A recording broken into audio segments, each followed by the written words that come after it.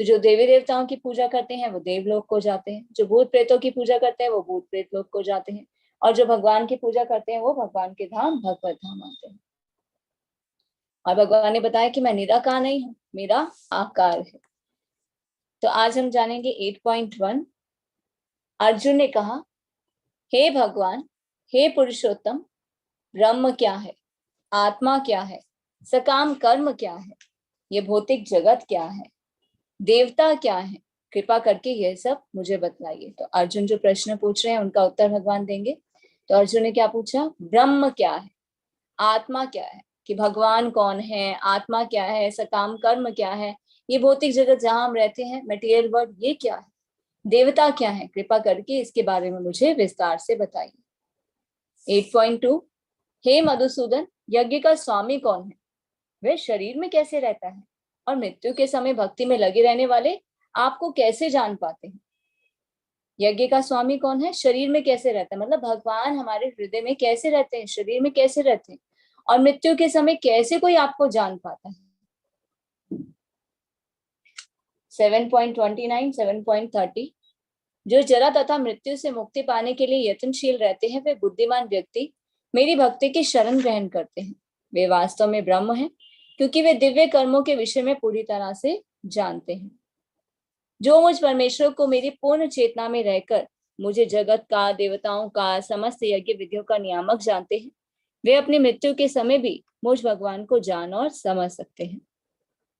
तो यहाँ भगवान क्या बता रहे हैं, जरा तथा मृत्यु से मुक्ति पाने के लिए जो प्रयत्नशील रहते हैं वो क्या करते हैं, भगवान की शरण ग्रहण करते हैं, क्योंकि जन्म मृत्यु के चक्र से सिर्फ भगवान ही हमें बचा सकते हैं। जो पूर्ण रूप से भगवान के शरणागत होता है, भगवान क्या कहते हैं, उसे जन्म मृत्यु के चक्र से बचा देते हैं और वो भगवान के धाम भगवत धाम पहुंच जाता है। तो वे वास्तव में ब्रह्म है, क्योंकि वे दिव्य कर्मों के विषय में पूरी तरह से जानते हैं। कृष्णस्तु भगवान स्वयं, ब्रह्म संहिता में ब्रह्मा जी क्या कहते हैं, ईश्वरः परम कृष्ण सच्चिदानंद विग्रह अनादिरादिर गोविंद सर्व कारण कारण। और जो मुझ परमेश्वर को पूर्ण चेतना में रहकर मुझे जगत का, देवताओं का, यज्ञ विधियों का नियामक जानते हैं, वे ही मृत्यु के समय मुझ भगवान को जान और समझ सकते हैं। जो ये जान जाता है कि Krishna is the supreme personality of God, he is the supreme controller, he is a well wisher, he is a best friend, वो सभी देवताओं के स्वामी हैं, यज्ञ विधियों के नियामक हैं। तो ऐसा व्यक्ति दिव्य ज्ञान को जो प्राप्त करता है, मृत्यु के समय भगवान को जान और समझ सकता है। तो अर्जुन के प्रश्न क्या है, आत्मा क्या है, हम कौन है, जीव, हम शरीर नहीं है, हम आत्मा है। आत्मा कभी भी मरती नहीं है। आत्मा क्या है, अविनाशी जीवित इकाई है। अध्यात्म क्या है, जीव की प्रकृति है। अध्यात्म स्पिरिचुअलिटी, क्योंकि आत्मा का स्वभाव क्या है, स्पिरिचुअल है। कर्म क्या है, तन की ओर ले जाने वाले कार्य। ये मनुष्य शरीर हमें मिलता है ना, इससे हम जो भी कार्य करते हैं वो क्या है, कर्म कहलाते हैं। अधिभूत क्या है, अधिभूत का अर्थ है भौतिक प्रकृति, ये मटेरियल वर्ल्ड। आदिदेव क्या है, विराट प्रकृति जिसमें सभी देव शामिल हैं। आदि यज्ञ क्या है, परमात्मा, सभी यज्ञों के परम भोक्ता, भोक्ताराम यज्ञ तपसा। और परमात्मा कहाँ रहते हैं, सभी के दिल में रहते हैं। भगवान हर एक जीव के हृदय में परमात्मा के रूप में विराजमान है। मृत्यु के समय कृष्ण को कैसे याद किया जाए, जीवन भर स्मरण का अभ्यास करके। अब बच्चे जो एग्जाम देने के लिए जाते हैं, कैसे एग्जाम में उन्हें याद रहता है, पूरा साल वो तैयारी करते हैं। तो ये मनुष्य जीवन क्या है, तैयारी है, ताकि हमारा जो डेथ क्या है, एग्जाम है, हम भगवान को याद कर सके। ऐसे भगवान याद नहीं आते। अगर कोई पूरा वर्ष तैयारी करता है, वही एग्जाम में उसे सब कुछ याद आता है और वो एग्जाम में पास हो पाता है। अगर हम इस मानव जीवन में हमेशा निरंतर भगवान का स्मरण करेंगे, भक्ति करेंगे, तभी हमें डेथ के टाइम पे, एग्जाम के टाइम पे भगवान याद आएंगे। तो उसके लिए हमें क्या करना होगा, जीवन भर स्मरण का अभ्यास करना होगा। 8.3 भगवान ने कहा, अविनाशी तथा दिव्य जीव ब्रह्म कहलाता है और उसका नित्य स्वभाव अध्यात्म या आत्म कहलाता है। जीवों के भौतिक शरीर से संबंधित गतिविधि कर्म या सकाम कर्म कहलाते हैं। अविनाशी तथा दिव्य जीव वो क्या कहलाता है? ब्रह्म कहलाता है। और उसका नित्य स्वभाव अध्यात्म कहलाता है। जीव का स्वभाव क्या? हम कौन है? शरीर नहीं है, हम आत्मा है। हम परमात्मा से अलग है। देखिए, ब्रह्म वर्ड जहां भी आएगा ना उसका अर्थ है जीव, और पर ब्रह्म जहां पर आएगा उसका अर्थ है भगवान। जीव का स्वभाव क्या है? भगवान की सेवा करना। स्पिरिचुअलिटी हमारी रियल आइडेंटिटी है। जीवेर स्वरूप होए कृष्णेर नित्यदास। तो वैदिक साहित्य में जीव को जीवात्मा या ब्रह्म कहा जाता है और भगवान को पर ब्रह्म परमात्मा कहा जाता है। तो भौतिक प्रकृति में हम 84 लाख योनियों में से कोई भी शरीर धारण कर सकते हैं, किंतु आध्यात्मिक प्रकृति में उसका एक ही शरीर होता है। भौतिक प्रकृति में अपने कर्म के अनुसार कभी मनुष्य के रूप में, कभी देवता के रूप में, कभी पशु के रूप में हम प्रकट होते हैं। कभी स्वर्ग की प्राप्ति होती है, वहां सुख भोगते हैं, और कभी कभी जब वहां सुख भोगने के बाद उसके फल क्षीण हो जाते हैं तो वापस इस धरती पर आते। तो इस प्रकार ये कर्म का चक्र चलता रहता है। तो आज भी हमने जाना, जैसे हमने वीडियो देखा था उसमें, किस प्रकार जब हम कर्म करते हैं, कर्म के फल भुगतने के बाद फिर से गर्भ में आते हैं, आत्मा जो है माता के गर्भ में प्रवेश करती है, तो वो अंदर इतनी विचलित होती है, उसकी स्थिति इतनी दयनीय होती है। आज आप सबने वीडियो में देखा होगा कि किस तरह से वो बाहर निकलने का प्रयास करता है। इतने जीव जंतु वहां उसे काट रहे होते हैं, दम घुट रहा होता है, तो वो क्या करता है? भगवान को याद करता है। जीवात्मा को चेतना आती है, भगवान को वो याद करता है कि हे प्रभु, मुझे यहाँ से बाहर निकाल दीजिए, मैं आपको कभी भूलूंगा नहीं। ऑलरेडी आपको भूलकर मैं इतने कष्ट सहन कर रहा हूं, पर यहाँ से बाहर मुझे निकाल दीजिए, फिर मैं आपको कभी भी भूलूंगा नहीं। और वो जीव जैसे ही बाहर आता है, भौतिक प्रकृति के संपर्क में आता है, फिर से परिवार रिश्तेदारों के जो प्रेम उसे मिलता है, फिर से वो अपनी रियल आइडेंटिटी को, भगवान के साथ जो उसका संबंध है, उसे भूल जाता है। तो एक आत्मा की रियल आइडेंटिटी क्या है? स्पिरिचुअलिटी है, अध्यात्म है। तो जीवों के भौतिक शरीर से संबंधित गतिविधि कर्म जो होते हैं वो क्या है? सकाम कर्म कहलाते हैं। हम अपने इस मानव शरीर से जो भी कर्म करते हैं, जो भी कार्य करते हैं, वो कर्म कहलाते हैं। अच्छे कर्म करेंगे वो क्या कहेंगे? सकाम कर्म कहलाए जाएंगे। तो देखिए, हमारे कर्मों का फल हमें कैसे मिलता है? हम अगर भक्ति करते हैं तो कहाँ जाते हैं? भगवान के धाम, भगवत धाम जाते हैं। अगर पुण्य कर्म करते हैं, दान करते हैं, यज्ञ करते हैं, तपस्या करते हैं, तो कहाँ जाते हैं? उच्च लोकों में जाते हैं, स्वर्ग लोक में जाते हैं। स्वर्ग लोक में उनका फल भोगने के बाद वापस से जब उसका फल खत्म हो जाता है तो इस धरती पर आ जाते हैं। जो लोग नॉनवेज खाते हैं, गंदगी खाते हैं, गाय का मांस खाते हैं, उनको नेक्स्ट बॉडी कौन सी मिलती है? सुअर की मिलती है, पिग की, क्योंकि सुअर क्या करता है? गंदगी खाता है। और कुछ लोग क्या करते हैं? पर संग करते हैं, पराई स्त्री का संग करते हैं, पर पुरुष का संग करते हैं, तो उन्हें नेक्स्ट योनि कौन सी मिलती है? कुत्ते की योनि मिलती है। तो ये कहते हैं जैसा हमारा स्वभाव, जैसे हमारे कर्म होते हैं, उसके अनुसार हमारी नेक्स्ट लाइफ जो है वो डिसाइड होती है। 8.5 भगवद गीता 8.5 अंतकाले च मामेव स्मरन् मुक्त्वा कलेवरं यः प्रयाति समद्भावं याति नास्त्यत्र संशयः। और जीवन के अंत में जो केवल मेरा स्मरण करते हुए शरीर का त्याग करता है, वह तुरंत मेरे स्वभाव को प्राप्त करता है, इसमें रंच मात्र भी संदेह नहीं है। जीवन के अंत में केवल मेरा स्मरण करते हुए जो शरीर त्यागता है वो मुझे प्राप्त करता है, इसमें कोई भी डाउट नहीं है। अब ये कैसे श्योर हो कि हम लास्ट टाइम में भगवान को याद कर पाएंगे? उसके लिए हमें क्या करना होगा? पूरा जीवन अभ्यास करना होगा। ऐसे ही भगवान याद नहीं आ जाएंगे। अगर हम निरंतर उनका स्मरण करेंगे, अभ्यास करेंगे भगवान को याद करने का, उनके साथ संबंध को जोड़ने का, भक्ति का, तो हमें अंत समय में भगवान स्वतः ही याद आ जाएंगे। और जब हम शरीर त्यागेंगे तो फिर भगवान को प्राप्त करेंगे। तो भगवान क्या कह रहे हैं? जो अंत समय में मेरा स्मरण करते हुए शरीर त्यागता है वो मुझे प्राप्त करता है, इसमें कोई भी डाउट नहीं है, इसमें कोई भी संशय संदेह नहीं है। देखिए, महाभारत से ये श्लोक लिया गया है। सैकड़ों तथा हजारों जीव हर पल मृत्यु के निकट जा रहे हैं, लेकिन फिर भी एक मोक्षता पूर्ण जीवन जीने वाला खुद को मृत्युहीन समझता है और मृत्यु के लिए तैयार नहीं होता। यह इस दुनिया की सबसे आश्चर्यजनक चीज है। तो जब यक्ष ने 5 पांडवों से कुछ प्रश्न पूछे थे, वो उनके उत्तर नहीं दे पाए थे, तो फिर युधिष्ठिर महाराज से पूछा कि सबसे विचित्र वस्तु आपको क्या लगती है इस जगत की? तो उन्होंने क्या बताया, सैकड़ों हजारों लोग हर पल मर रहे हैं और उन्हें ऐसा क्या लगता है, हमारी तो मृत्यु कभी होगी ही नहीं। खुद को ऐसा लगता है कि मृत्यु कभी होगी ही नहीं और वो मृत्यु के लिए तैयार ही नहीं है। अब जैसे एक परिवारजन में कोई गुजर जाता है तो शमशान जाते हैं, वहां देखते हैं कि जीवन का अंत ऐसा होना है। कहते हैं ना, राम नाम सत्य है, हरि का नाम सत्य है। सबको पता है ये स्थिति होगी, पर सबको क्या लगता है, हम तो कभी मरेंगे ही नहीं। तो ये इस दुनिया की सबसे आश्चर्यजनक चीज है। सबको हम देख रहे हैं, लोग मर रहे हैं, रिश्तेदार मर रहे हैं, परिवार के जन भी मर रहे हैं, पर हमें क्या लगता है, हम तो कभी मरेंगे ही नहीं। मृत्यु तो सभी की होनी है।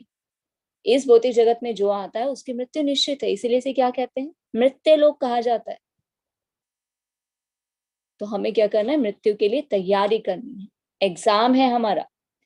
मनुष्य योनि हमें इसीलिए मिलती है ताकि इसी योनि के द्वारा हम भगवान के पास वापस जा सकते हैं, क्योंकि इस योनि में हमें बुद्धि मिलती है। बुद्धि के द्वारा हमें शास्त्रों को पढ़ना चाहिए और जानना चाहिए। अथ तो ब्रह्म जिज्ञासा, कि मैं कौन हूँ, भगवान कौन है, मेरा भगवान से क्या संबंध है। जन्म और मृत्यु की होती है, मृत्यु के बाद हम कहाँ चले जाते हैं, हमारा जो संबंध भगवान से टूट गया उसे हम फिर से कैसे जोड़ सकते हैं। और उसके लिए हमें पूरा जीवन तैयारी करनी होगी। कृष्ण भावना अमृत भक्ति के द्वारा हम निरंतर जब भगवान का स्मरण करते हैं तो अंत समय में भगवान स्वतः ही हमें याद आ जाते हैं। तो भरत महाराज की स्टोरी हम पहले भी कर चुके हैं, तो एक बार इसे हम फिर से रिवाइज करेंगे क्योंकि ये इस चैप्टर में इन श्लोका से रिलेटेड है। भरत महाराज कौन है? भरत महाराज पृथ्वी के राजा हुआ करते थे। ये वो भरत महाराज नहीं है जो राम जी के भाई थे, ये पृथ्वी के राजा हुआ करते थे। ऋषभ देव, ऋषभ देव के 100 पुत्र थे, उनमें एक जो पुत्र थे उनके, वो कौन थे? भरत महाराज, जिनके नाम पर भारतवर्ष पड़ा। तो उस समय क्या होता था, भगवान को प्राप्त करने के लिए सब कुछ त्याग कर जंगल में जाकर यज्ञ तपस्या के द्वारा भगवान को प्राप्त किया जाता था। भरत महाराज ने क्या किया, भगवान को प्राप्त करने के लिए अपना राज्य छोड़ा, राजपाट छोड़ा, परिवारजन को छोड़ा, सब कुछ त्याग कर वो जंगल में आए यज्ञ और तपस्या के द्वारा भगवान को प्राप्त करने के लिए। तो जंगल में उन्होंने एक छोटी सी कुटिया बनाई, नदी के किनारे वो रहा करते थे। सुबह उठते थे, नदी में स्नान करते थे, यज्ञ करते थे, तपस्या करते थे, नाम स्मरण करते थे। तो जंगल में बहुत सारे जीव जंतु होते हैं। एक हिरनी थी जो उनके आसपास घूमती रहती थी। जब वो यज्ञ कर रहे होते थे तो उनके आसपास घूमती थी। तो एक बार जब भरत महाराज नदी के किनारे यज्ञ कर रहे थे तो उन्होंने क्या देखा कि एक शेर बहुत तेजी से उस हिरनी के पीछे भाग रहा है और वो जो हिरनी है वो प्रेग्नेंट है। उस शेर से बचने के लिए वो हिरनी क्या करती है, नदी के एक किनारे से दूसरे किनारे पर बहुत तेजी से छलांग लगा देती है। और जैसे ही वो छलांग लगाती है तो डर के मारे उसका बेबी वहीं डिलीवर हो जाता है और उसकी मृत्यु हो जाती है। भरत महाराज ये सारा दृश्य देख रहे होते हैं कि किस प्रकार हिरनी की मृत्यु हो गई और वो नवजात जो बच्चा है उसकी तो देखभाल करने के लिए कोई भी नहीं। तो दया के कारण स्वरूप वो क्या करते हैं, भरत महाराज हिरनी के बच्चे को उठाकर अपनी कुटिया में ले आते हैं। तो उस हिरनी के बच्चे का पालन पोषण करते हैं, उसे खिलाते हैं, नहलाते हैं, उसके साथ समय व्यतीत करते हैं। तो धीरे धीरे क्या होता है, भरत महाराज का जो समय यज्ञ तपस्या और नाम स्मरण करने में जा रहा था, धीरे धीरे वो टाइम डाइवर्ट हो जाता है। कुछ समय वो हिरनी के बच्चे को देने लग जाते हैं। तो जितनी पहले पूर्ण रूप से भगवान को समर्पित होकर वो क्रिया कर रहे थे, अब वो कम होने लग गई क्योंकि उनका ध्यान हिरनी के बच्चे की तरफ हो गया। समय बीतता जा रहा है, हिरनी का बच्चा बड़ा होता जा रहा है, वो हिरण का रूप ले रहा है और उनकी जिम्मेदारी और बढ़ती जा रही है। तो भरत महाराज ने क्या किया, यज्ञ करना कम कर दिया, तपस्या करनी कम कर दी, नाम स्मरण करना कम कर दिया। तो धीरे धीरे उनका सब कुछ छूट गया। राजपाट छोड़कर आए थे किस लिए, भगवान को प्राप्त करने के लिए। एक हिरण में इतनी आसक्ति हो गई कि भगवान को ही छोड़ दिया। भगवान को प्राप्त करने के लिए यज्ञ तपस्या सब कुछ करना बंद कर दिया। अब मृत्यु का समय तो सबका आता है, उसी तरह से भरत महाराज का भी आया। तो मृत्यु के समय उन्हें किसकी याद आ रही थी कि मेरी मृत्यु हो जाएगी तो इसका पालन पोषण कौन करेगा। तो ये सोचते सोचते उन्होंने अपने शरीर को त्याग दिया। तो भगवान ने क्या बताया, शरीर त्यागते समय मनुष्य जिस जिस भाव का स्मरण करता है वो उस शरीर को प्राप्त करता है। जिस तरह से भरत महाराज ने हिरण को याद किया तो नेक्स्ट बॉडी किसकी मिली, हिरण की मिली। फिर हिरण का पूरा जीवन व्यतीत करने के बाद फिर जब हिरण की मृत्यु हो गई तो फिर से उन्हें जो नेक्स्ट बॉडी मिली वो मिली जड़ भरत की, एक मनुष्य की बॉडी मिली। क्यों? क्योंकि भरत महाराज ने पहले भक्ति की हुई थी, वो अधूरी नहीं जाती ना, जितना हम करते हैं उससे आगे करने का मौका मिलता है। तो जड़ भरत के रूप में उनका जो जन्म हुआ साधु महात्माओं के बीच में हुआ, तो शुरू से ही वो भगवान के बारे में जान पाए और फिर से भक्ति के द्वारा भगवान को प्राप्त कर पाए और अपने जीवन के उद्देश्य को पूर्ण कर पाए। तो 8.6 में क्या बताया जा रहा है? यम यम वापि स्मरन् भावं त्यजन्ते कलेवरं तं तमैवैति कौन्तेय सदा तद्भाव भावितः। हे कुंती पुत्र, शरीर त्यागते समय मनुष्य जिस जिस भाव का स्मरण करता है वह उस भाव को निश्चित रूप से प्राप्त होता है। तो भगवान भी क्या बता रहे हैं? शरीर त्यागते समय मनुष्य जिस भाव का स्मरण करता है वो उस रूप को प्राप्त करता है, जिस प्रकार भरत महाराज ने हिरण को याद किया और वो हिरण की बॉडी को प्राप्त हुए। तो नेक्स्ट जो उनकी लाइफ थी वो कौन सी बनी थी? हिरण की। पर भक्ति भी अधूरी नहीं जाती, उस भक्ति को पूरा करने का फिर से उन्हें मौका मिला। अतएव हे अर्जुन, तुम्हें सदैव कृष्ण के रूप में मेरा चिंतन करना चाहिए। अब कई क्वेश्चंस आए थे ना, भगवान निराकार है या हमें भगवान के कौन से रूप का चिंतन करना चाहिए। तो देखिए भगवान यहाँ पर उत्तर दे रहे हैं, तुम्हें सदैव कृष्ण के रूप में मेरा चिंतन करना चाहिए। ये कृष्ण का रूप कौन सा है? ये भगवान का एटर्नल फॉर्म है। भगवान के बहुत सारे रूप हैं, नरसिम्हा रूप, वामन है, वरा है, दशा अवतार है, श्री राम के रूप में आते हैं, चैतन्य महाप्रभु के रूप में आते हैं। किसी भी रूप में हम भगवान का चिंतन कर सकते हैं, पर भगवान का जो एक्चुअल फॉर्म है वो क्या है? कृष्ण। कृष्ण से ही सब कुछ आया है। अब जैसे हम बार बार कहते हैं कोई हीरो होता है, उसकी अलग अलग मूवी में अलग अलग नाम होते हैं, पर उसका जो एक्चुअल नेम होता है वो क्या है? सलमान खान, शाहरुख खान, अक्षय कुमार, कोई भी जो उसका नाम है, पर मूवी में अलग अलग नाम होते हैं। उसी तरह से भगवान क्या करते हैं? हर एक युग में आते हैं, समय और स्थिति के अनुसार भगवान आते हैं, अलग अलग नाम और रूप में आते हैं। पर भगवान का जो एक्चुअल नाम और एक्चुअल रूप है वो कौन सा है? 2 हैंडेड श्याम सुंदर फॉर्म, कृष्ण का रूप। तो भगवान यहाँ क्या कह रहे हैं? सदैव कृष्ण के रूप में मेरा चिंतन करना चाहिए, भगवान स्वयं बता रहे। साथ ही युद्ध करने के कर्तव्य को भी पूरा करना चाहिए। भगवान ये नहीं कह रहे कि कर्म करने बंद कर दो, सिर्फ भक्ति करो, भक्ति करके मुझे प्राप्त करो। नहीं, भगवान क्या कह रहे हैं? युद्ध करने के कर्तव्य को भी पूरा करो।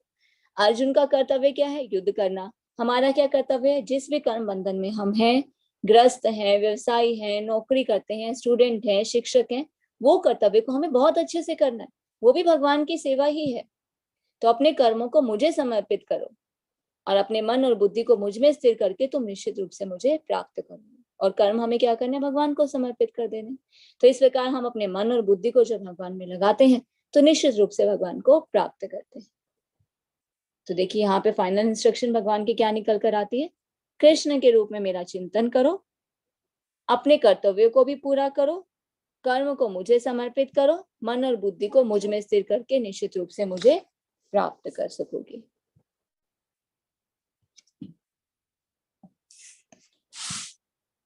भगवद गीता 8.8 अभ्यास योगेन युक्तेन चेतसा नान्यगामिना परम पुरुषं दिव्यं याति पार्थानुचिन्तयन्। हे पार्थ, जो व्यक्ति मेरा स्मरण करने में अपना मन निरंतर लगाए रखकर अविचलित भाव से मनुष्य के रूप में मेरा ध्यान करता है, भगवान के रूप में मेरा ध्यान करता है, वह मुझको अवश्य ही प्राप्त होगा।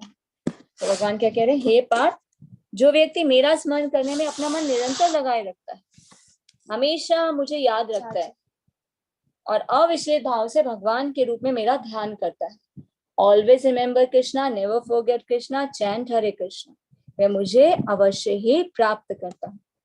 तो यहाँ भगवान के इंस्ट्रक्शन दे रहे हैं, अभ्यास योगेन, प्रैक्टिस, हमें क्या करना है? निरंतर अभ्यास करते रहना है। किसका? भगवान को स्मरण करने का, अपना मन भगवान पर लगाने का, विचलित नहीं होना। जीवन में बहुत सारी समस्याएं आती है, अप एंड डाउन्स आते हैं, तो हमें पर कभी भी विचलित नहीं होना है। अविचलित भाव से भगवान के रूप में उनका ध्यान करना है, वही भगवान को अवश्य ही प्राप्त कर सकता है। तो एक स्टोरी हम आज और करेंगे, अजामिल की कहानी, भागवतम में इसका भी वर्णन है। तो अजामिल कौन थे? अजामिल एक ब्राह्मण थे, जिनका जन्म एक ब्राह्मण परिवार में हुआ। तो शुरू से ही वो ब्राह्मण के कर्तव्य किया करते थे। ब्राह्मण के क्या कर्तव्य है? शास्त्र पढ़ना, यज्ञ करना, तपस्या करना, नाम स्मरण करना, दूसरों को जाकर भगवान के बारे में बताना। तो अजामिल भी वही अपने कर्तव्य करते थे। तो एक बार जब वो अपने घर जा रहे थे जंगल के रास्ते, तो उन्होंने रास्ते में क्या देखा कि एक वेश्या जो है वो गलत कार्य कर रही है। तो रोज वो उस रास्ते से जाते थे, रोज उस वेश्या को देखते थे कि वो गलत कार्य करती। धीरे धीरे उनकी जो आसक्ति थी वो उस वेश्या की ओर हो गई। तो छुप छुप कर उस वेश्या के गलत कार्य को वो देखा करते थे। और फिर धीरे धीरे उनकी आसक्ति जब उस वेश्या में हो गई तो उन्होंने क्या किया, उस वेश्या से विवाह करने की सोची। कि उन्होंने सोच लिया कि मैं अब इस वेश्या के साथ अपना जीवन व्यतीत करूंगा। तो उन्होंने अपने परिवार, बच्चों को और पत्नी को घर से निकाल दिया, उस वेश्या को अपने घर लेकर आ गए। तो उस वेश्या के साथ जब वो रहने लगे तो उनके बहुत सारे बच्चे हुए। और वेश्या जो थी वो गलत कार्य करती थी, और अजामिल जो थे वो ब्राह्मण थे। अब वेश्या के संग में आकर अजामिल ने क्या किया, संग का प्रभाव तो पड़ता है ना, कहते जैसा करोगे संग वैसा चढ़ेगा रंग। तो अजामिल जो ब्राह्मण थे, धीरे धीरे उन्होंने ब्राह्मण के कार्य करने बंद कर दिए। चोरी, हत्या, लूटपाट करना, गलत कार्य करना, जुआ खेलना, ये सब कार्य करने शुरू कर दिए। क्योंकि वो किसके संपर्क में थे, वैश्या के, उसकी संगति में थे। तो वो सारी क्रियाएं वैसी गलत करने लगा। तो अपने ब्राह्मण के कर्तव्य से पूरी तरह से वो खत्म हो गया। उनके कर्तव्य उन्होंने करने बंद कर दिए और गलत कार्यों में लिप्त हो गए। उनके बहुत सारे बच्चे हुए। तो जब उनका सबसे छोटा पुत्र हुआ, तो जब वो हुआ तो उनके घर के पास से, उनकी कुटिया के पास से कुछ जो साधु महात्माएं वो जा रहे थे, चातुर्मास का समय था। तो साधु महात्माओं ने पूछा कि आपके घर में कुछ विशेष कार्यक्रम है। तो अजामिल ने बोला, हाँ मेरे यहाँ पुत्र उत्पन्न हुआ है। तो उन्होंने पूछा कि आपने अपने पुत्र का क्या नाम रखा है। तो अजामिल ने बोला कि अभी तो कोई नाम नहीं रखा, आप ही कोई नाम दे दीजिए। तो उन साधु महात्माओं ने उनके पुत्र का नाम नारायण दिया। उन साधु महात्माओं के कहने पर अजामिल ने अपने बच्चे का नाम नारायण रखा। तो पूरा दिन, छोटे बच्चे से सबसे ज्यादा लगाव होता है ना, तो पूरा दिन वो क्या करते थे, नारायण के साथ ही समय व्यतीत करते थे। खाना खाना, खेलना, उसे नहलाना, उसके साथ समय व्यतीत करना। तो पूरा दिन नारायण इधर आओ, नारायण खाना खा लो, नारायण चलो घूमने चलते, नारायण मेरे पास बैठो। तो वो पूरा दिन नारायण नारायण नारायण ही करते रहते थे।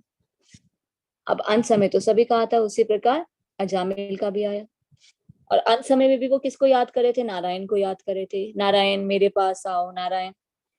तो जब मृत्यु का समय आया, तो मृत्यु के समय क्या होता है, जो हमारा सूक्ष्म शरीर होता है, मन बुद्धि और अहंकार से बना हुआ, स्थूल शरीर तो यहीं रह जाता है।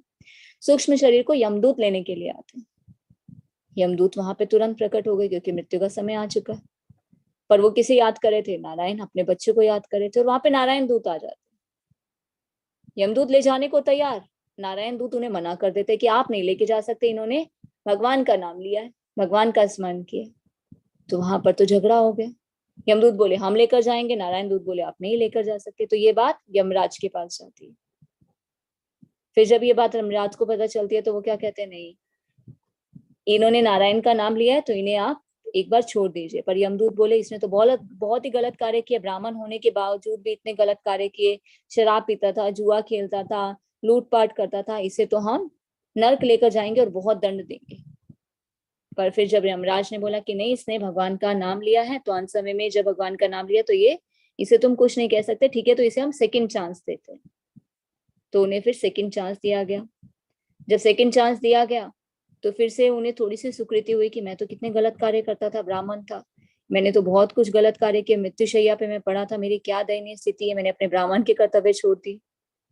तो उन्होंने अपने परिवार को त्याग कर कहाँ चले गए, हरिद्वार चले गए। हरिद्वार जाकर वो पूर्ण रूप से भगवान के शरणागत हुए और भक्ति करके फिर भगवान के धाम को प्राप्त हुए। तो ये थी अजामिल की कहानी। तो इस कहानी से हमें क्या सीखने को मिलता है, पहली चीज, एसोसिएशन का कितना इफेक्ट पड़ता है। ब्राह्मण थे, एक वेश्या के संपर्क में आने के बाद सारे कार्य गलत हो गए। हम में कमी नहीं होती, संग में कमी होती। कभी हम देखते हैं ना अपने अंदर, हमारे अंदर कुछ गलत आदतें आती जा रही है, हमें ऐसा लगता है नहीं हमें ये गलत कार्य नहीं करने चाहिए, फिर भी हम करते हैं। हमें सबसे पहले देखना चाहिए कि हम संग किसका कर रहे हैं। बहुत प्रभाव पड़ता है संग का। अगर गलत संग है तो उनकी वो सब क्वालिटीज हमारे अंदर आ जाती है। तो हमें गलत संग नहीं करना चाहिए। दूसरा, अजामिल को तो सेकंड चांस मिला, हमारा कोई भरोसा नहीं हमें सेकंड चांस मिलेगा या नहीं मिलेगा, ये तो भगवान की लीलाओं का एक पार्ट था। तो इससे हमें क्या सीखना चाहिए कि हमें अपने जीवन को व्यर्थ नहीं गंवाना है, हमें निरंतर भगवान का स्मरण करना। अगर भगवान का स्मरण करेंगे तो भगवान हमें स्वतः ही याद आ जाएंगे लास्ट समय पे, और फिर यमदूत हमें अपने साथ नहीं लेकर जाएंगे। तो अजामिल को तो सेकंड चांस मिला, पर हमें उसके लिए वेट नहीं करना। Give only this life to Krishna. पता नहीं कितने जन्म हम अपने ऐसे ही व्यर्थ गवा चुके हैं, पता नहीं कितनी योनियां हम ऐसे ही निकाल चुके हैं। मनुष्य योनि में हमें ज्ञान प्राप्त हुआ है, बुद्धि हमें मिली है, तो हमें भक्ति करनी चाहिए, भगवान के शरणागत होना चाहिए। भक्ति करते हुए, अपने कर्तव्यों को अच्छे से करते हुए, कर्म के फल को भगवान को समर्पित करते हुए निरंतर भगवान का स्मरण करना चाहिए, ताकि हम अपने इस जीवन के उद्देश्य को पूर्ण कर सके और इसी जीवन में हम अपने एटर्नल होम, अपने गंतव्य स्थान, go back to Krishna, go back to Godhead जा सके। तो मनुष्य को चाहिए कि परम पुरुष का ध्यान सर्वज्ञ, पुरातन, नियंता, लघुतम से भी लघुतम, प्रत्येक के पालन करता, समस्त भौतिक बुद्धि से परे, अचिंत्य तथा नित्य पुरुष के रूप में करे। वे सूर्य की भांति तेजवान है और इस भौतिक प्रकृति से परे दिव्य रूप है। तो भगवान कौन है? परम पुरुष है, पुरातन है, लघुतम से भी लघुतम, सबके पालन करता है, भौतिक बुद्धि से परे है। भगवान को कोई भौतिक बुद्धि से नहीं जान सकता, शास्त्र के माध्यम से, भक्ति के द्वारा भगवान को कोई जान सकता है। भगवान किसके समान है? सूर्य के समान। कृष्ण सूर्य सम, माया है अंधकार। जहां पर कृष्ण है वहां पर माया का कोई भी प्रभाव नहीं है। इस भौतिक प्रकृति से परे हैं। हम जब इस भौतिक जगत में आते हैं तो प्रकृति के 3 गुणों से बंध जाते हैं, हम बंधे हुए हैं, पर जब भगवान के शरणागत होते हैं हम इन 3 गुणों से ऊपर उठ पाते हैं।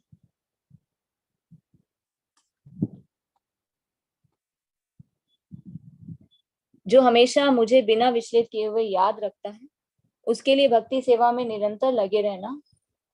एक सेकंड। जो हमेशा मुझे बिना विचलित हुए याद करता है, उसके लिए भक्ति सेवा में निरंतर लगे रहने के कारण, हे पृथा के पुत्र, मुझे प्राप्त करना आसान है।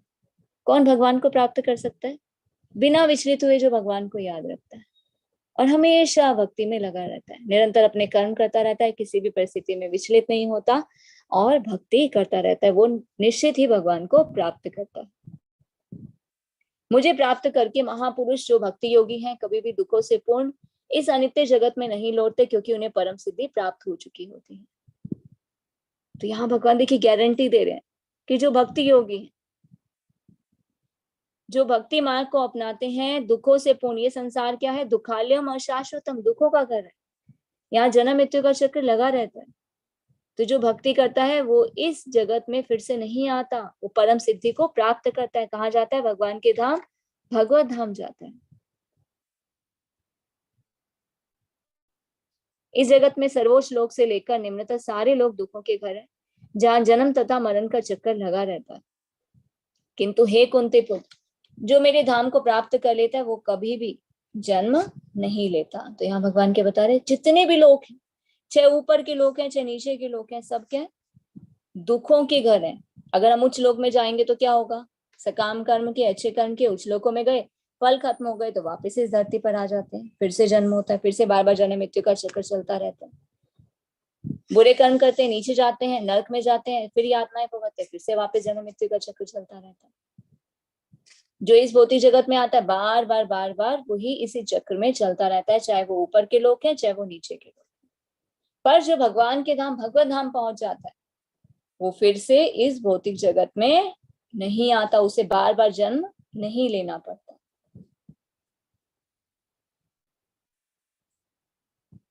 जिसे वेदांती अप्रकट और अविनाशी बताते हैं, जो परम गंतव्य है, जिसे प्राप्त करने पर कोई वापस नहीं आता, वही मेरा परम धाम है। Go back to Krishna, go back to God, ये हमारे जीवन का उद्देश्य है, परम गंतव्य है हर एक योनि का, हर एक जीव का। जो भी जीव 84 लाख योनियों में ट्रेवल कर रहा है, हर एक योनि का जीव का कर्तव्य, जीव को कहाँ जाना है? Go back to Krishna, go back to God, वही उसका परम गंतव्य है। चाहे वो अब जाए, 10 लाख योनि के बाद जाए, 80 लाख योनि के बाद जाए, 84 लाख योनि के बाद जाए, सभी को वहीं जाना है। हम वहीं से आए हैं और वापिस हमें वहीं जाना है। अब जो वापस वहां चला जाएगा, फिर से लौटकर इस जगत में नहीं आना पड़ेगा उसे, क्योंकि जो भगवान के परम धाम पहुंच जाता है, वापिस से इस अनित्य जगत में नहीं लौटता। तो देखिए गोलोक का चार्ट है,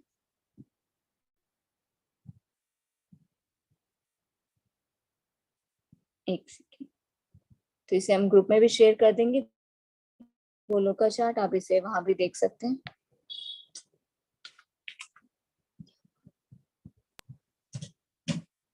जस्ट सेकेंड, नहीं होगा यहाँ पे बोलो का सॉरी, यहाँ पर शेयर हम जूम करके नहीं कर पाएंगे, थोड़ा सा इसको ऐसे बता देंगे। तो बाद में हम आपको गोलोका चार्ट एक पीडीएफ के रूप में देंगे चार्ट, तो आप उसे जूम करेंगे ना तो धीरे धीरे और वो क्लियर हो जाएगा।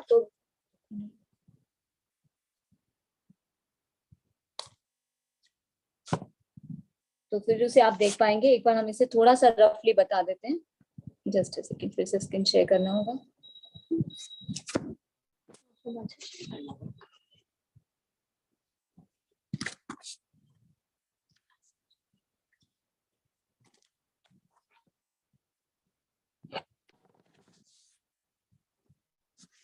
ब्रह्मा जी ने जब इस सृष्टि की रचना की तो सबसे पहले क्या किया, इसे 3 लोकों में डिवाइड किया, भू, भवा और स्व। ऊपर के लोग, बीच के लोग और नीचे के लोग। पहले 3 लोकों में किया, भू, भवा और स्व। हम कहाँ रहते हैं, बीच में रहते हैं, पृथ्वी पर। पृथ्वी से ऊपर क्या होते हैं, उच्च लोक होते हैं, जैसे स्वर्ग लोक, देवलोक, ब्रह्म लोक। और पृथ्वी के नीचे भी बहुत सारे लोग होते हैं। तो जब आप गोलोक का चार्ट देखें तो उसमें आप जूम करके देखें तो आपको क्लियरली उसमें दिखेगा कि किस प्रकार 14 लोकों में ब्रह्मा जी ने डिवाइड किया। हम कहाँ रहते हैं, बीच में रहते हैं, इसे कहते हैं पृथ्वी। इसे मृत्युलोक कहा जाता है, दुखालयम शाश्वतम। इस पृथ्वी पर जो भी आता है, जिसका भी जन्म होता है, उसकी मृत्यु निश्चित होती है। और जो सकाम कर्म करता है, अच्छे कर्म करता है, उच्च लोकों में जाता है, तो उसे वापस से इस भौतिक जगत में आना पड़ता है। उच्च लोकों में जाता है, उसे फिर से भौतिक जगत में आना होता है। जो नीचे लोकों में जाता है, फिर से उसे बार बार जन्म मृत्यु के चक्र में आना होता है। पर जो भगवान के धाम, भगवत धाम पहुंच जाता है, वापस से इस अनित्य जगत में लौटकर नहीं आता है।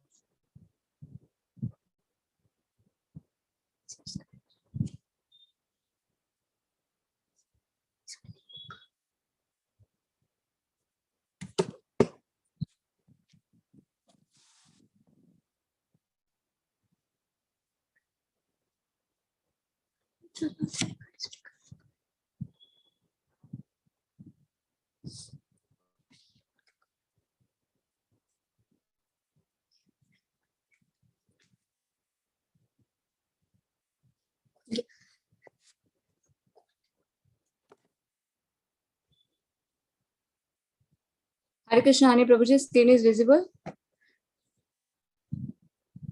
नो माता जी।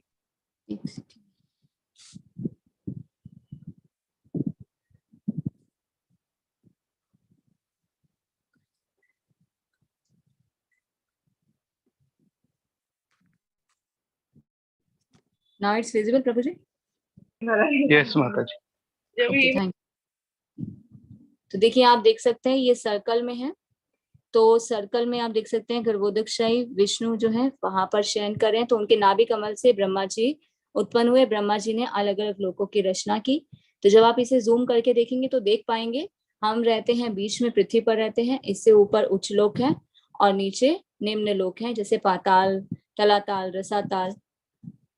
तो कहने का क्या तात्पर्य है कि हम अगर इस पृथ्वी पर हैं, जो हम इस मानव शरीर से कर्म कर रहे हैं, तो उन कर्मों को अगर हम सकाम कर्म करते हैं तो कहाँ जाएंगे, उच्च लोकों में जाएंगे। उच्च लोकों में वहां जाएंगे, उसके फल प्राप्त जब हम भोग लेंगे तो उसके बाद से वापस इस भौतिक जगत में आना पड़ता है। नीचे लोकों में जाते हैं, कोई बुरे कर्म करते हैं, नीच लोकों में जाते हैं, तो वापस से फिर से जब उनके फल खत्म हो जाते हैं तो बार बार जन्म मृत्यु का चक्र चलता रहता है। पर जब हम कृष्ण कर्म करते हैं, भक्ति करते हैं, अपने इस मानव जीवन के उद्देश्य को पूर्ण करते हैं भक्ति के द्वारा, तो वापस हमें इस भौतिक जगत में लौटकर नहीं आना पड़ता। हम कहाँ जाते हैं, भगवान के धाम, भगवत धाम, गोलोक वृंदावन पहुंच जाते हैं। और वहां पर क्या करते हैं, हर एक जीव, वहां पर हर एक जो चीज है ना, वो क्या है, चेतन है। एक धूल का कण, पशु पक्षी, पेड़ पौधे, सभी में चेतना। सभी आपस में बात कर सकते हैं, भगवान के गुण, नाम, गुण, रूप और लीलाओं की वहां पर गुणगान कर सकते हैं। भगवान के साथ लीलाओं में उनका आदान प्रदान कर सकते हैं।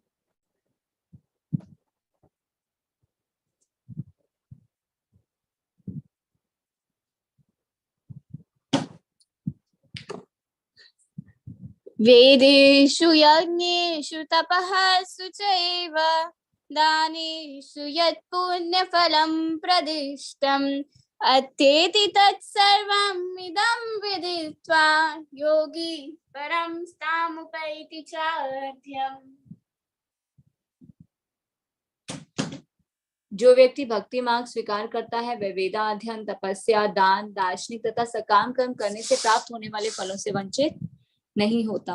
वह मात्र भक्ति संपन्न करके इन समस्त फलों की प्राप्ति करता है और अंत में परम नित्य धाम को प्राप्त होता है। तो यहाँ भगवान क्या बता रहे हैं, जो व्यक्ति भक्ति मार्ग स्वीकार करता है उसे कुछ भी अलग से करने की आवश्यकता नहीं है। जो लोग वेदा अध्ययन करते हैं, तपस्या करते हैं, दान करते हैं, ऐसे काम कर्म करते हैं, किस लिए करते हैं कि उनका फल मिले उन्हें। पर जो भक्ति करते हैं ना, उनको उनका भी फल अपने आप स्वतः ही मिल जाता है, अलग से वो सब कार्य नहीं करने पड़ते। तो देखिए भक्ति कितनी प्रीशियस और कितनी मूल्यवान है कि सिर्फ भक्ति करने से मुक्ति तो ऐसे ही मिल जाती है। लोग मुक्ति प्राप्त करने के लिए तो कितनी ऑस्टेरिटी करते हैं, यज्ञ करते हैं, दान करते हैं, तपस्या करते हैं, वेदा अध्ययन करते हैं, जिसका फल तो भक्ति करने से ऐसे ही मिल जाता है। और जो भक्ति करता है वो भगवान के धाम नित्य धाम को प्राप्त करता है। तो कृष्ण भावनामृत की विशेषता यह है कि मनुष्य एक ही झटके में भक्ति करने के कारण जीवन के विभिन्न आश्रमों के निशानों को पार कर जाता है। भक्तों की संगति आवश्यक है। 7वें से लेकर 12वें तक के अध्याय भगवद गीता के सार रूप है। प्रथम 6 अध्याय तथा अंतिम के 6 अध्याय इन मध्यवर्ती 6 अध्यायों के लिए आवरण पात्र हैं, जिनकी सुरक्षा भगवान करते हैं। यदि कोई गीता के इन 6 अध्यायों को भक्त की संगति में भली भांति समझ लेता है तो उसका जीवन समस्त तपस्याओं, यज्ञों, दानों, चिंतनों को पार करके महिमा मंडित हो उठेगा, क्योंकि केवल कृष्ण भावनामृत के द्वारा उसे इतने कर्मों का फल प्राप्त हो जाता है। जिसे भगवद गीता में तनिक भी श्रद्धा नहीं है उसे किसी भक्त से भगवद गीता समझनी चाहिए, मनोधर्मियों से नहीं। तो यहाँ क्या बताया जा रहा है, कृष्ण भावनामृत की क्या विशेषता है, मनुष्य एक ही झटके में सिर्फ भक्ति करने से विभिन्न आश्रमों के अनुष्ठानों को पार कर जाता है। तो क्या चाहिए, एसोसिएशन ऑफ डिवोटीज, हमेशा भक्तों की संगति में रहना चाहिए। तो 7 से लेकर जो 12 अध्याय है वो क्या है, भगवद गीता के सार हैं। शुरू के 6 अध्याय और लास्ट के 6 अध्याय, इन मध्यवर्ती 6 अध्यायों के क्या है, आवरण पात्र है, जिनकी सुरक्षा कौन करते हैं, भगवान करते हैं। तो जो इन 6 अध्यायों को भक्तों की संगति में समझ लेता है उसे मुक्ति की प्राप्ति होती है। मुक्ति कैसे मिलती है, जो नॉर्मल और लोग होते हैं वो तपस्या, यज्ञ, दान, तप करते हैं, तब उन्हें मुक्ति मिलती है। और जो भगवद गीता के इन 6 अध्यायों का अच्छे से श्रवण कर लेता है, उन्हें समझ लेता है, तो उन्हें स्वतः ही मुक्ति की प्राप्ति हो जाती है। केवल कृष्ण भावनामृत के द्वारा ही इतने कर्मों का फल प्राप्त होता है। तो जो लोग भगवद गीता में श्रद्धा नहीं रखते, स्वयं नहीं पढ़ पाते, नहीं समझ में आता, तो क्या करना चाहिए, भक्तों के संग में रह के किसी भक्त से भगवद गीता को समझना चाहिए, मनोधर्मियों से नहीं समझना चाहिए। मनोधर्मी क्या करते हैं, भगवान से ईर्ष्या करते हैं, इसलिए उन्हें खुद ही ज्ञान नहीं होता, इसलिए वो पूर्ण ज्ञान को आगे भी बता नहीं पाते। हरे कृष्णा कृष्ण कृष्णा हरे हरे, हरे राम राम राम हरे हरे। हरे कृष्णा। तो इस प्रकार भगवद गीता के 8वें अध्याय भगवत प्राप्ति के भक्ति वेदांत तात्पर्य पूर्ण हुआ। हरे कृष्ण। स्क्रीन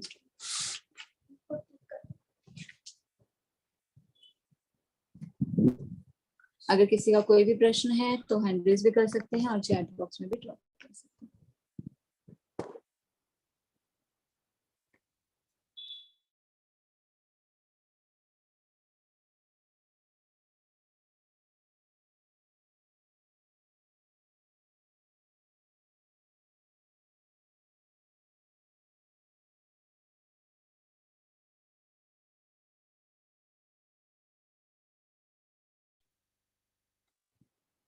हरे कृष्णा।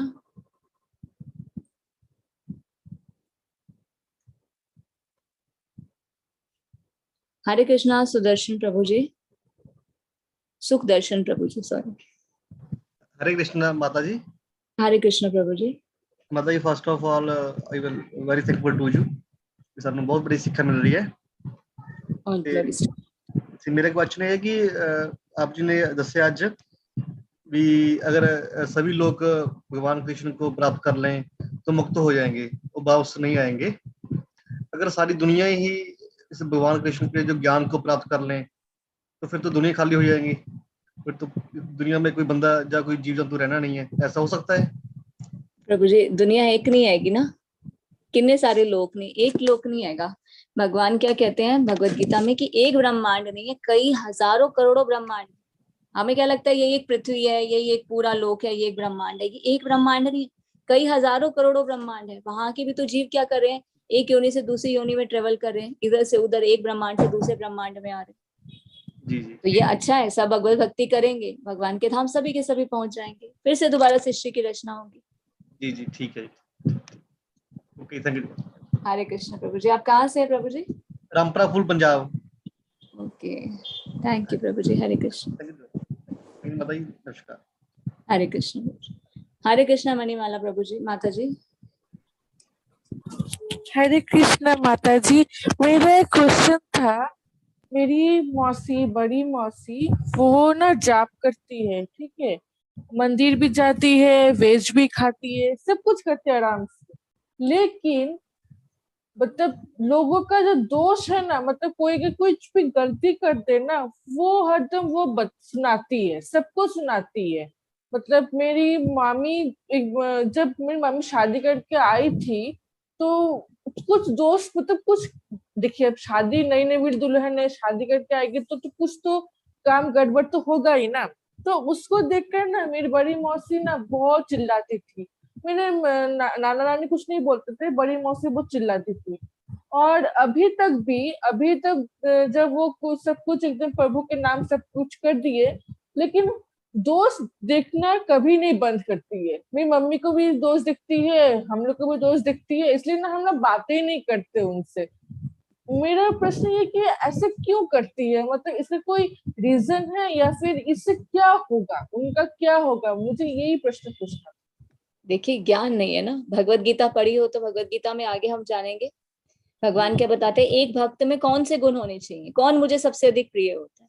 जो सबके साथ मैत्री भाव रखता है, जो हम्बल, पहला गुण बताएंगे भगवान, हम्बल, जो अपने आप को सबसे छोटा समझता है। हमें किसी में दोष नहीं देखने चाहिए, हमेशा गुण देखने चाहिए। एक मधुमक्खी की तरह होना चाहिए। मधुमक्खी क्या करती है? फूलों में से मधु निकालती है मधु ना? निकालती है। हाँ, वो ये नहीं देखती कौन से कलर का फूल है या उस पे कांटे हैं। उसका मेन फोकस क्या होता है? मधु को लेना। तो हमें भी क्या करना है? हमेशा दूसरों में अच्छे गुणों को देखना है। तो अभी जो इन ये गुणों की जिनमें कमी होती है ना, वो क्या है? ज्ञान की कमी। इसीलिए कहते हैं कि हमें शास्त्रों को पढ़ना चाहिए। जब हम भगवत गीता पढ़ते हैं, भागवतम पढ़ते हैं, तो बार बार उसमें आता है कि हमें हम्बल होना चाहिए। चैतन्य महाप्रभु की शिक्षा क्या है? त्रिनादपि सुनीचना तरोरपि सहिष्णुना अमानिना मान देना कीर्तन्या सदा। कौन भगवान की भक्ति कर सकता है, कौन भगवान के प्रेम को प्राप्त कर सकता है? जो अपने आप को तिनके से भी छोटा समझता हो। तिनका कैसा होता है? आप कभी घास के ऊपर पैर रखें तो क्या होता है? पैर रखते हैं तो वो नीचे लेट जाती है ना? हाँ। पैर हटाते हैं तो वो उठ जाती है। तो हमें भी ऐसा होना चाहिए, हमें हमेशा अपने आप को डाउन टू अर्थ समझना चाहिए। कभी भी किसी में दोषारोपण नहीं करना चाहिए। अगर हम दोषारोपण करेंगे तो ऐसी स्थिति रखेंगे, हम भगवान का प्रेम प्राप्त नहीं कर सकते। फिर तो हम क्या करें? ऊपर से सिर्फ एक दिखावा करें। भगवान किसके हृदय में आकर बैठते हैं? भक्त के हृदय में। सफाई भी तो होनी चाहिए। हमारा हृदय अगर गंदा होगा, उसके अंदर गंदी चीजें होंगी, तो भगवान वहां नहीं आएंगे। तो एक भक्त को पहले इन गुणों को अपने अंदर डेवलप करना चाहिए।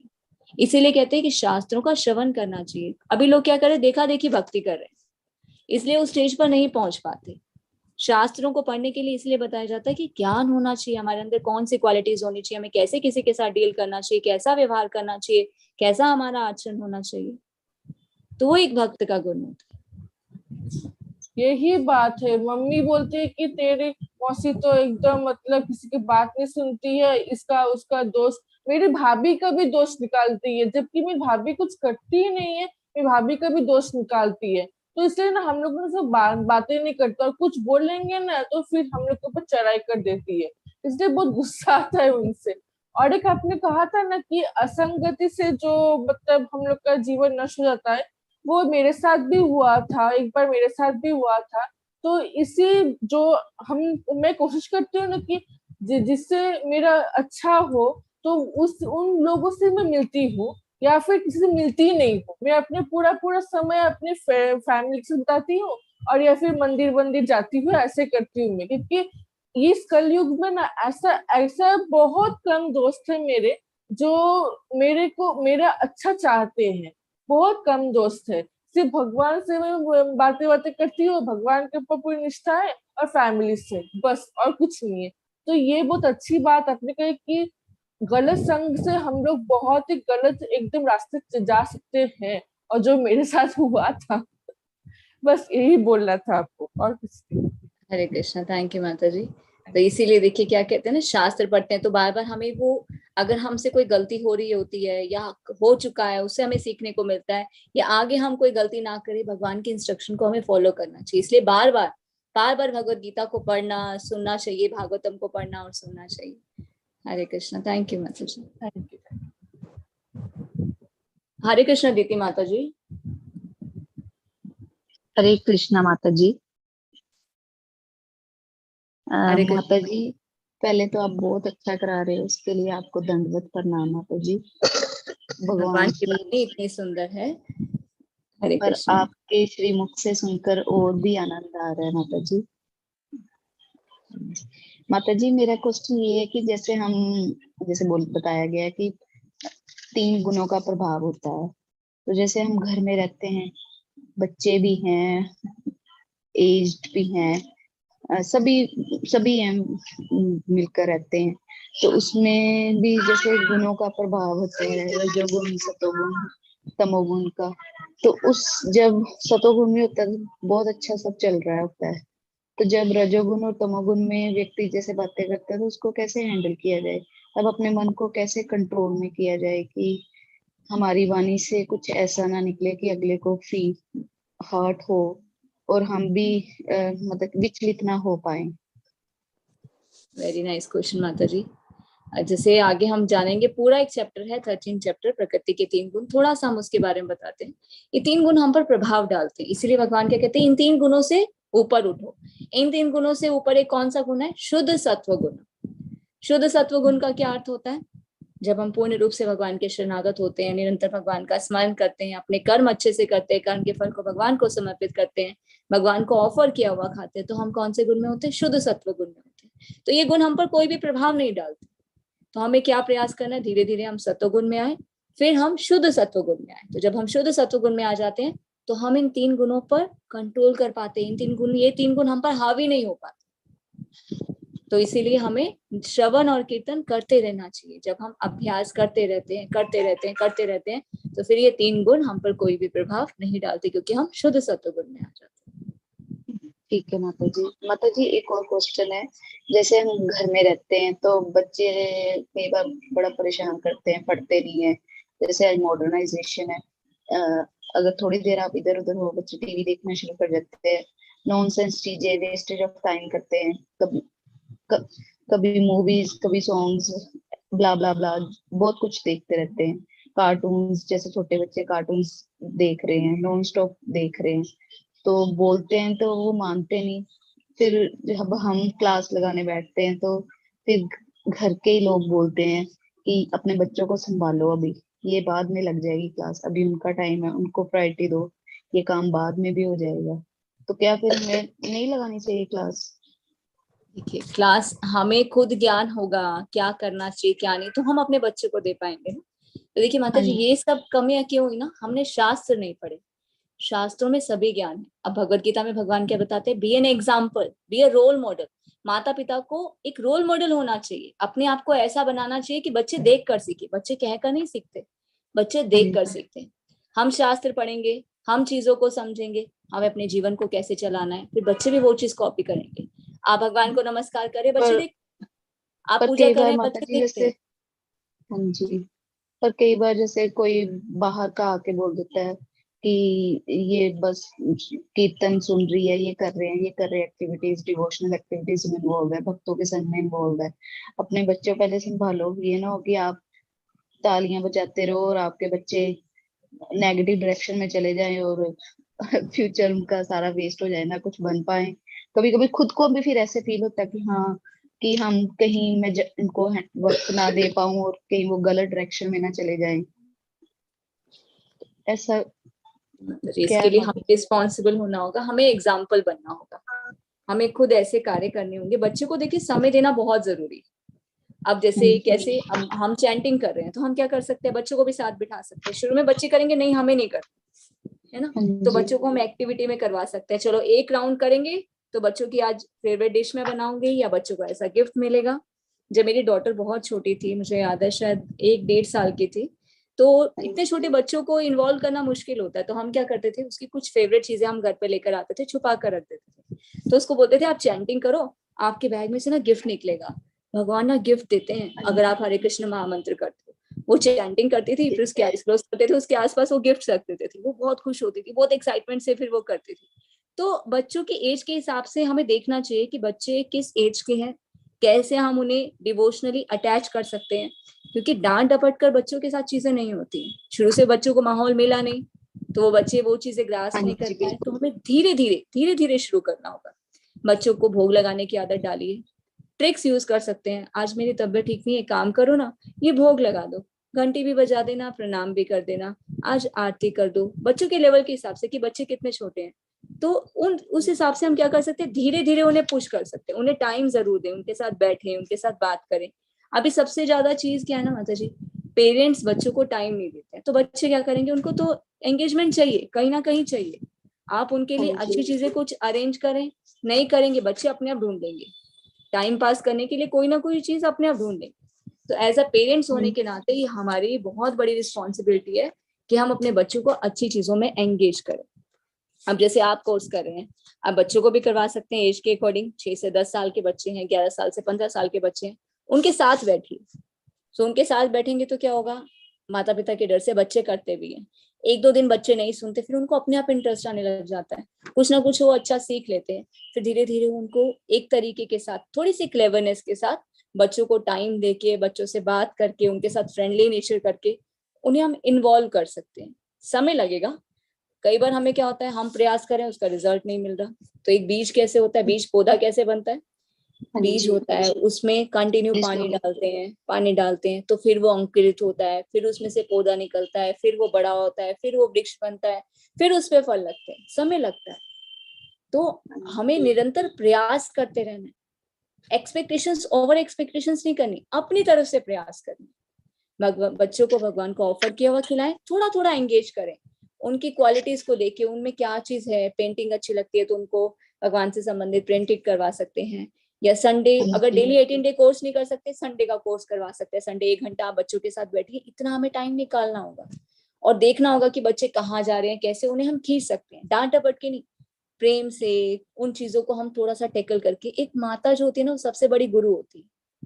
तो एक माता को पता है कि मैं अपने बच्चों को कहाँ पे कैसे निकाल सकती हूँ। तो थोड़ा सा कंट्रोल रखना है, गुस्सा नहीं करना, क्योंकि बच्चे वहां पे ना जिद्दी भी हो जाते हैं, फिर सुनते नहीं है कोई भी बात। उनके साथ फ्रेंड्स बने, धीरे धीरे उन्हें सिखाएं, धीरे धीरे अपने साथ इन्वॉल्व करें, अटैचमेंट बढ़ाएं, तो हम देखेंगे कि हमारा ये प्रयास डेफिनेटली वर्क करता है। तो हमें अपनी तरफ से एफर्ट करते रहने, अपनी भी भक्ति करनी, क्योंकि हम भक्ति करेंगे तो हमें भी भगवान की कृपा से कुछ चीजें सीखने को मिलेंगी। फिर हमें होगा, हाँ, क्लैरिटी आएगी कि ये चीज जरूरी है। बच्चों के लिए जितना पढ़ाई जरूरी है उतना भक्ति भी जरूरी है, क्योंकि बच्चे जो स्कूल में करके आते हैं उनसे क्या है, उनको मॉरल वैल्यूज तो नहीं मिल रही है। वो लैक ऑफ वैल्यूज रहेंगी तो जीवन में अच्छे इंसान बन ही नहीं सकते। तो बच्चों को साथ साथ भक्ति में भी डालना है, तो दोनों चीजें बैलेंस करनी है। एक मदर को बहुत ही सुंदर रोल प्ले करना होगा। तो आप रजिस्टर कीजिए, हनी प्रभु जी ने लिंक भी डाल दिया है बच्चों को, तो उनको रजिस्टर करवाएं उनकी एज के अकॉर्डिंग, और उनके साथ टाइम भी स्पेंड करें। कंफर्टेबल आपको जब लगता हो कि आप जब फ्री हैं, बच्चे फ्री हैं, ½ एन आवर का क्लास रहता है, ½ एन आवर कैसे भी मैनेज करके बच्चों के साथ आप टाइम स्पेंड करें और बच्चों को कोर्स करवाएं। तो आप देखेंगे धीरे धीरे जब हम एफर्ट करते रहते हैं तो उसका रिजल्ट हमें जरूर मिलता है। अब देखेंगे आज 0.5 मिला, फिर 0.5 मिला, फिर 0.5 मिला। 1 महीना अगर हमने ऐसे लगातार एफर्ट किया तो हम देखेंगे अरे 20% हमारे बच्चे में चेंज है। वो एक एक दिन का थोड़ा थोड़ा प्रयास हुआ है ना, बहुत सुंदर उसका रिजल्ट निकलता है। वही माता जी, जैसे ये सुनकर, जैसे कई बार बोलते हैं ना कि है आप अपने में इधर व्यस्त हो और बच्चों का आपको ध्यान नहीं है, फिर कई बार डर लगता है कि कहीं हम इसमें बिजी हो जाए, इतना इन्वॉल्व हो जाए कि बच्चों को टाइम ना दे पाए, वो कहीं गलत डायरेक्शन में चले जाएं, स्कूल की बातें ना शेयर करें, कि सब कुछ ऐसे, जैसे वो बोलते हैं ना, निर्भयता नहीं रहती जैसे भगवान पे। शरण में तो है भगवान जी की शरण में, पर फिर वो जैसे बोलते हैं ना कि बातें सुनकर फिर डर लगना शुरू हो जाता है। फिर मन को बोलते कि नहीं, भगवान जी सब ठीक करेंगे, वो सही गाइडलाइन देंगे। अब जैसे आपसे बात करके सही गाइडलाइन ऑटोमेटिकली मिल गई भगवान जी की कृपा से। थैंक यू माता जी। हरे कृष्ण माता जी। भगवान हमेशा सहायता करते हैं, उनसे अगर कुछ भी है एफर्ट हम नहीं कर पा रहे, उनसे प्रार्थना करनी चाहिए और शास्त्र को पढ़ना छोड़ना नहीं है। लोग कुछ भी कहें, हमें पता है ना, ये पढ़ के हम अपने बच्चों का भी, अपनी फैमिली का भी सबका हम बेनिफिट कर सकते हैं, क्योंकि हमें ज्ञान होगा तभी तो हम उनके लिए और एक्साइटेड होंगे कि हाँ नहीं ये चीज सही है, तो हमारा फोकस उस चीज पे बढ़ेगा। तो फिर हम ठीक है धीरे माता धीरे जी। जब प्रयास करेंगे तो डेफिनेटली उसका रिजल्ट मिलेगा। ठीक है माता जी, थैंक यू माता जी, हरे कृष्ण माता जी।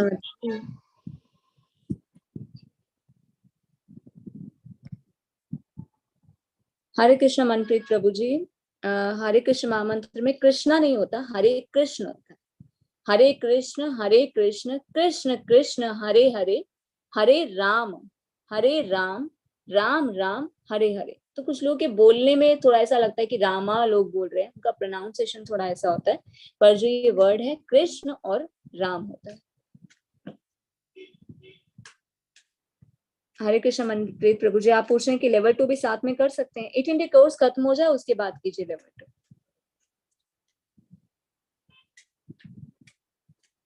हरे कृष्ण सुधीर प्रभु जी।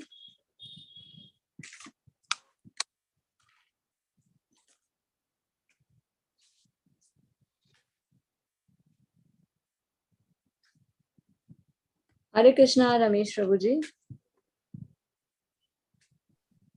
हरे कृष्ण माता जी। हरे कृष्ण प्रभु जी। मेरा प्रश्न ये है कि जैसे भक्ति से जो योग है या भक्ति का जो मार्ग है, मुझे लगता है कि वो काफी सरल है बनिस्बत की अगर तपस्या की जाए या यज्ञ किए जाए, उससे काफी सरल। लेकिन फिर भी लोग यज्ञ और तपस्या और ये सब में इतने इन्वॉल्व क्यों रहते हैं? शास्त्र नहीं पढ़ते ना, शास्त्रों का ज्ञान नहीं है। शास्त्र पढ़ेंगे तो पता चल जाएगा, भगवान तो इजी वे बता रहे हैं। अब नहीं पता तो फिर अपने मन से करते हैं, इसीलिए फिर समय लगता है। तभी कहते हैं कि हमें ये आध्यात्मिक ज्ञान हमें शास्त्रों से मिलता है, शास्त्र हमें जरूर पढ़नी चाहिए। भगवत गीता देखिए, कितने लोग यहाँ पर बिल्कुल नहीं होंगे जिन्हें भगवत गीता के बारे में बिल्कुल नहीं पता। उन्हें पता चल गया कि भक्ति योग इजी है, और वो तो बड़े बड़े कितने यज्ञ तपस्या करने वाले, उनका लेवल तो कितना हाई है। वेद पढ़े, वेदों का सार समझ में नहीं आया, तो भगवत गीता भागवतम पढ़ेंगे तो बहुत आसानी से समझ आता है कि इजी वे क्या है। और दूसरा ये कि यहाँ पर जो हम लोग प्रश्न करते हैं, तो वहाँ उससे थोड़ा ये भी प्रकट होता है कि अटैचमेंट बहुत ज्यादा है। मतलब गीता ज्ञान होने के बाद भी या काफी सीखने समझने के बाद भी अटैचमेंट उतना आसानी से दूर नहीं हो पाता है। जैसे आप देखेंगे, हम लोग अधिकांशतः पत्नी, बच्चे, माँ बाप, भाई बहन, उसकी ये प्रॉब्लम, उसकी वो प्रॉब्लम, उसी के बारे में ज्यादा चर्चा करते हैं। तो ठीक है, एक हद तक कि हम लोग, जैसे आपने भी कहा कि बच्चों को ये सिखाना चाहिए या दूसरों को जो है भगवत भजन में या उसके लिए गीता के लिए या श्रीमद् भगवत गीता के लिए या अन्य आध्यात्मिक कार्यों के लिए प्रेरित करना चाहिए। लेकिन वो भी एक हद तक ही हम कर सकते हैं, और उससे ज्यादा अगर हम बहुत ज्यादा सोचेंगे कि इनको इन्वॉल्व किया जाए, तो वो भी अटैचमेंट की श्रेणी में ही आएगा। क्योंकि विभिन्न व्यक्तियों का स्वभाव, आचरण विभिन्न होता है। आप एक हद तक ही उनको मोटिवेट कर सकते हैं, उसके बियॉन्ड उनका अपना पर्सनल इंटरेस्ट जब तक नहीं होगा तब तक वो उस लाइन में नहीं आ पाएंगे। तो मेरा मतलब ये है कि क्या उस तरह का अटैचमेंट ठीक है? बहुत ज्यादा जो अटैचमेंट रखना, वो फिर जो हमने जो ज्ञान हासिल किया वो शायद कहीं जाके व्यर्थ हो जाता है। ठीक है, जो मेरा कर्तव्य है वो मैं करूंगा, वो मुझे करना चाहिए। भगवान ने भी कहा, अगर मेरा कर्तव्य है कि मैं लोगों को जो है भगवत भजन के लिए प्रेरित करूं या उनको अध्यात्म के लिए मोटिवेट करूं या श्रीमद् भगवत गीता पढ़ने के लिए मोटिवेट करूं, वो मैं निरंतर करता रहूंगा, लेकिन विद डिटैचमेंट। अगर कोई नहीं कर रहा है तो फिर मैं इमोशनल अगर हो जाऊं, तो मुझे लगता है वहां आके कहीं ना कहीं मेरे में कमी आ रही है।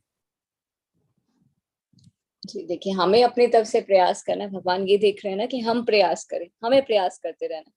और सबसे बड़ी चीज हमें क्या बताता है शास्त्र में, हमें पता चलता है कि हमें अपना आचरण और व्यवहार ऐसा बनाना चाहिए, हम अपने जीवन को ऐसे जिए, हम अपने कर्म अच्छे से करें, अपने रिश्ते अच्छे से निभाएं, भक्ति अच्छे से करें, तो लोग कहेंगे अरे वाह देखो, भक्त बनने के बाद कितने अच्छे से कर्म करता है, कितने अच्छे से रिश्ते निभाता है, इसका एटीट्यूड कितना अच्छा है, इसका व्यवहार कितना अच्छा है, तो लोग क्या होता है धीरे धीरे हमसे फिर अटैच होने लग जाते हैं। वो देखते हैं अरे ये भक्त बनने के बाद ऐसा हुआ, तो हम काफी लोगों को अपनी तरफ खींच पाते हैं। तो हमें अपनी तरफ से प्रयास करते रहना। बाकी तो जिस पर भगवान की कृपा होती है वही भगवान को जान पाता है। प्रयास करना हमारा कर्तव्य है, हमें वो करते रहना चाहिए। हरे कृष्ण हरे प्रभु। हरे कृष्णा शिवम प्रभु जी।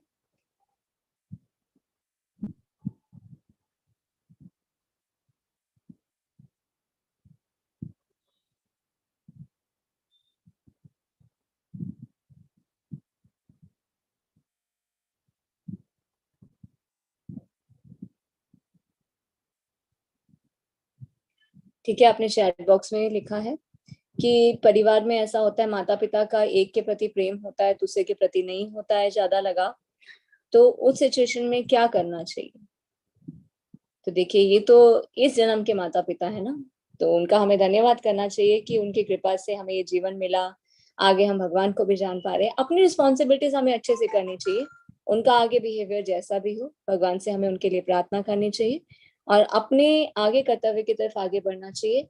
हर एक जीव का कर्तव्य क्या है? भक्ति करना। अगर हम भक्ति करेंगे तो उसका लाभ उन्हें भी मिलेगा, तो इनडायरेक्ट वे में उन्हें रेसिप्रोकेट भी हम कर सकते हैं। भक्ति करें, उनके लिए प्रार्थना करें, भगवान उन्हें भी सद्बुद्धि दें, उन्हें भी भक्ति मार्ग पे आगे बढ़ा। ये होता है, ये इस कलयुग का, इस संसार का नियम है। तो ये माता पिता तो इस जन्म के, हर एक जन्म में अलग अलग माता पिता होते हैं, तो हमें अपने कर्तव्य अच्छे से करना है, उनके लिए भगवान से हम प्रार्थना कर सकते हैं। बाकी हमें बहुत ज्यादा इन चीजों को लेकर इमोशनल नहीं होना कि क्यों ऐसा, क्यों, ठीक है हमारे भाग्य में जो है उसके लिए हम क्या कर सकते हैं। जैसा भगवान ने हमारे लिखा, शायद भगवान ये चाहते हैं कि हमारी भगवान की तरफ अटैचमेंट ज्यादा हो, और जो हमारे हर एक जन्म के पिता हैं, हर एक जन्म के नहीं, हमेशा हमारे जो एक्चुअल में रियल हमारे माता पिता हैं उनसे हमारी अटैचमेंट हो, तो शायद इसलिए वो माता पिता हमसे कम अटैचमेंट रखते हैं। अच्छा है कि उनसे आसक्ति अगर कम भी रहती है तो भी नो प्रॉब्लम। अगर आसक्ति अच्छी है तो उन्हें भी भक्त बनाए, आसक्ति नहीं है तो उनके लिए हम प्रार्थना भी कर सकते हैं। हरे कृष्णा हेमंत प्रभु जी। हरे कृष्ण माता जी। हरे कृष्ण प्रभु जी। माता जी मेरा क्वेश्चन था कि जैसे हमें लाइफ में मतलब गुस्सा आता है या एंगर होते हैं, तो उसको एंगर मैनेजमेंट के लिए क्या करना चाहिए बेस्ट वे? हरे कृष्ण महामंत्र का जप करें, भगवान की वाणी को जीवन में उतारे, चीजों को समझे। जब हम हरे कृष्ण महामंत्र का जप करते हैं तो देखिए, जब हम भगवान को अपने जीवन में उतारते हैं, अपने साथ जोड़ लेते हैं, अपने जीवन रूपी रथ का सारथी भगवान को बनाते हैं, तो भगवान क्या करते हैं? दिव्य ज्ञान हृदय प्रकाश है, तो हमारे हृदय में दिव्य ज्ञान का प्रकाश करते हैं। हमें चीजें समझ में आने लगती है, क्या सही है क्या गलत है, कहाँ पे क्रोध करना चाहिए कहाँ पे नहीं करना चाहिए, किन चीजों के साथ कैसे टैकल करना चाहिए। तो हम अपने मन पे कंट्रोल करना सीख जाते हैं। ये क्रोध क्यों आता है? क्रोध का मेन कारण क्या है? माइंड ही तो है ना। माइंड हम अपना कंट्रोल में नहीं कर पाते। जब हम भक्ति करते हैं भगवान के साथ, भगवान को अपने जीवन में लेके आगे बढ़ते हैं, तो हम क्या करते हैं? इन सब चीजों पे कंट्रोल कर पाते हैं। तो फिर क्रोध, गुस्सा, अहंकार, ये सब चीजें धीरे धीरे अपने आप कम हो जाती हैं। धन्यवाद माता जी। हरे कृष्ण प्रभु जी। हरे कृष्ण। हरे कृष्ण सावित्री माता जी।